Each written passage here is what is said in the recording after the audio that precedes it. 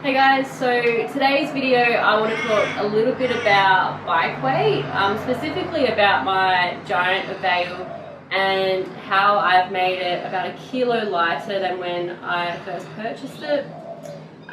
Initially when I got this bike, I wanted something that was light. At the time I was competing in some triathlons, which is why I opted for a carbon bike. Unfortunately, I was a little bit, I guess, misguided into getting this bike because it really wasn't that light when I first got it, and I was completely unaware of how much it actually weighed. But yeah, the person who helped me get this bike basically recommended this one because it was carbon. But because my budget wasn't huge, this was probably the cheapest carbon bike that was available at Giant. So this is a is it composite frame? Yeah, it's a carbon frame. Yeah. And it's like a lower. It's a lower grade carbon. It's a lower grade carbon, which means it isn't as light as some others. It's quite heavy, but the main reason why this bike is quite heavy is because of the disc brakes, and I wasn't aware that disc brakes are a lot heavier than rim brakes. But yeah, I was pretty shocked when I did get this bike weighed. So when we weighed this bike before making any changes to it, it weighed 9.2 kilos, which is a lot for a carbon bike. So I was pretty shocked at that. And don't get me wrong, I love this bike. I've done so many things on this bike. It is essentially an endurance bike, and you can tell by the setup that it is quite endurance, even though I've slammed the stem. But I've done everything on this bike. I've toured on this bike. I've done some epic rides. I've done Joy Intanon twice on this bike, and yeah, it's seen a lot of epic rides. It's done over 36,000 kilometers, so I've had some really good times on this bike. It's completely changed my fitness, so for that I am extremely grateful, and I don't regret buying this bike. And yeah, so basically in this video I'm going to be talking about the changes that I have made to this bike to make it about a kilo lighter. Alright, so while this is a full carbon bike, it doesn't actually have a full carbon fork.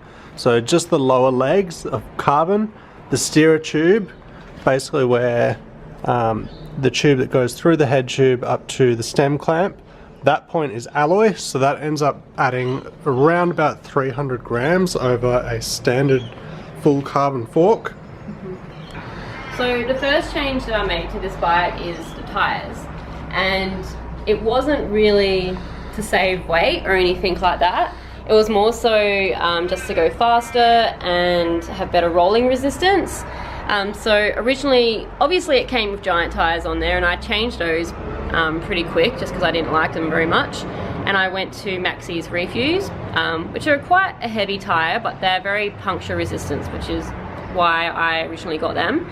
But unfortunately it's not the best tyre for going fast, so that's when I got the GP 4000s, and as well as having better rolling resistance than the Maxi's Refuse, it also saved roughly about 150 grams for the pair.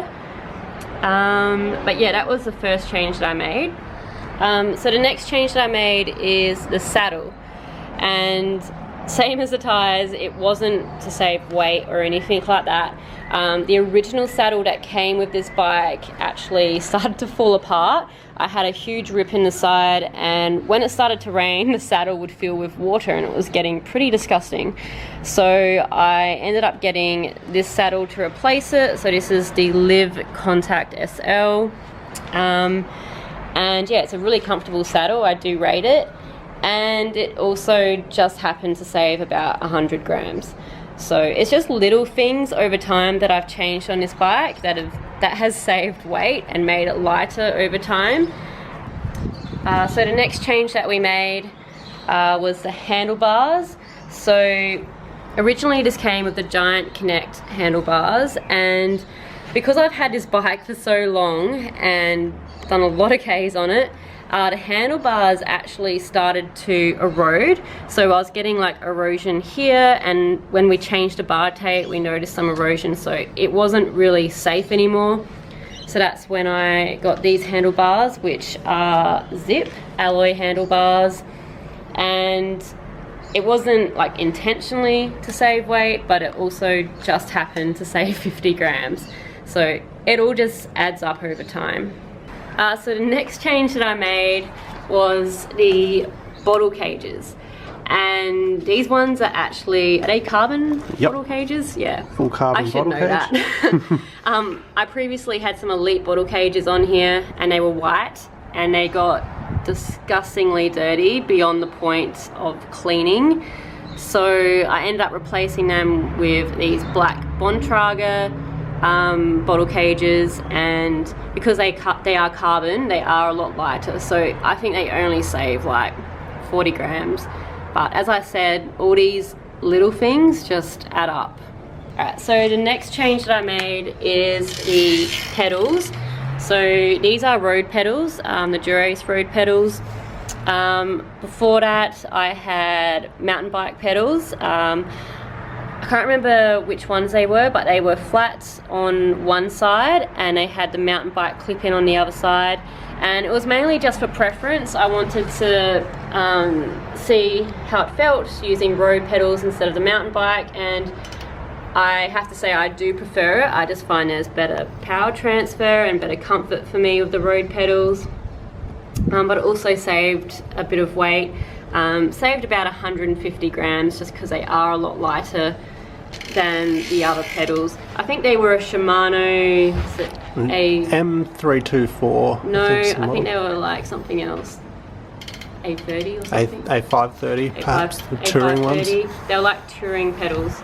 But yeah, I really do prefer using road pedals now. I don't think I could go back to having mountain bike on a road bike. And the other thing which you won't see on your bike weight is the shoes are going to weigh 100 grams less for the pair as well. So every little compared bit to mountain bike compared shoes. to the mountain bike shoes. So yeah.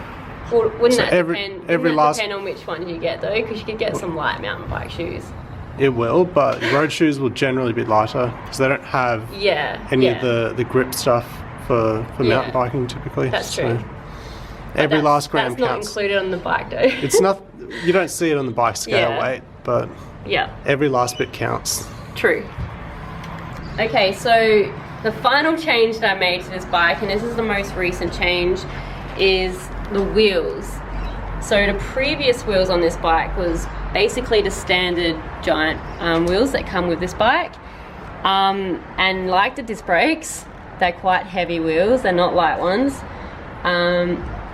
which probably is like one of the biggest downfalls with when you buy a carbon bike with alloy wheels, is the alloy wheels might not be the best. They could be quite heavy, and it kind of negates the purpose of buying a carbon bike. Would you say that's true, Anthony? I'd say that generally the wheels they stock on an OEM bike under about $5,000 are generally not the lightest wheels. They're generally there for bulletproof reliability more than anything. So while you get something that's really solid and should last you a long time, they're not going to be the lightest. And if you want to get the most weight savings for the money that you spend, the first place I'd go to upgrade would be the wheels over anything else. Yeah, so just from changing the wheels alone, I saved 600 grams on this bike, which is pretty significant. Like, that's over half a kilo. So yeah, so I've gone from the standard giant wheels, and I only upgraded to alloy. Like, these are alloy wheels, and they are still, you know, over half a kilo lighter than the standard wheels that came with this bike. So obviously if I got carbon wheels it would be lighter again, but I didn't think that was really necessary on this bike, and I do feel safer having alloy wheels than I do carbon. But these are a DT Swiss, and we also upgraded the hubs to DT Swiss, and so far I really love these wheels. I do rate them very comfortable, and it just instills a bit of confidence as well, because they are quite, they have good stability and just feels like a smooth ride. Alright, so that's pretty much all the changes I have made to this bike, and you know, some of those were only little things, some of them were bigger things like the wheels, but altogether it's really added up, and it's made my bike like a kilo lighter than it was when I purchased it. So it's gone from 9.2 kilos down to 8.2 kilos, and for a carbon bike that's still on the heavier side, so this isn't really the best bike for doing like TTs or basically like an every second counts type of bike. It is definitely an endurance bike, it's an adventure bike, and that's pretty much what I'm going to be using it for from now on.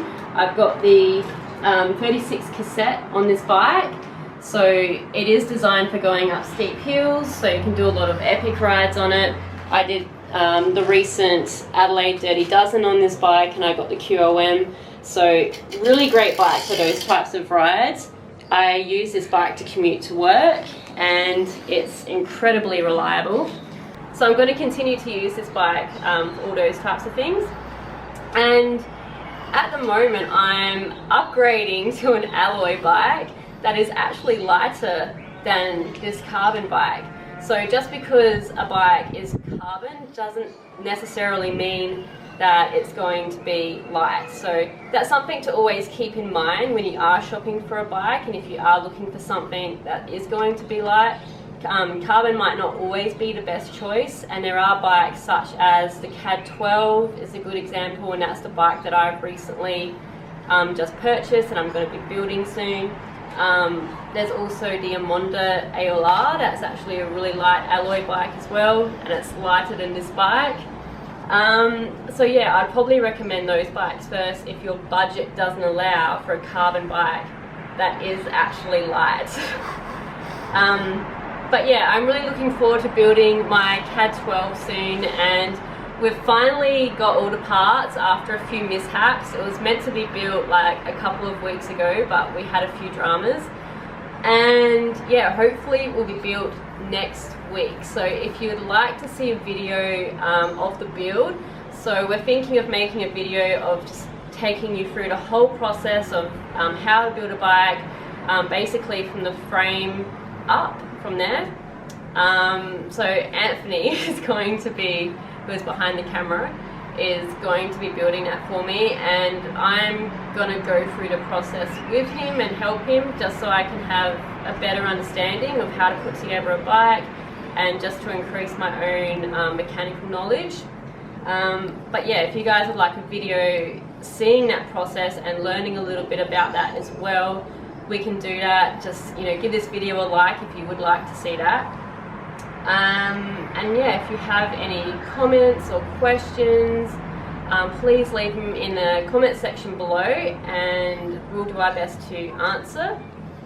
And yeah, I will see you guys in the next video.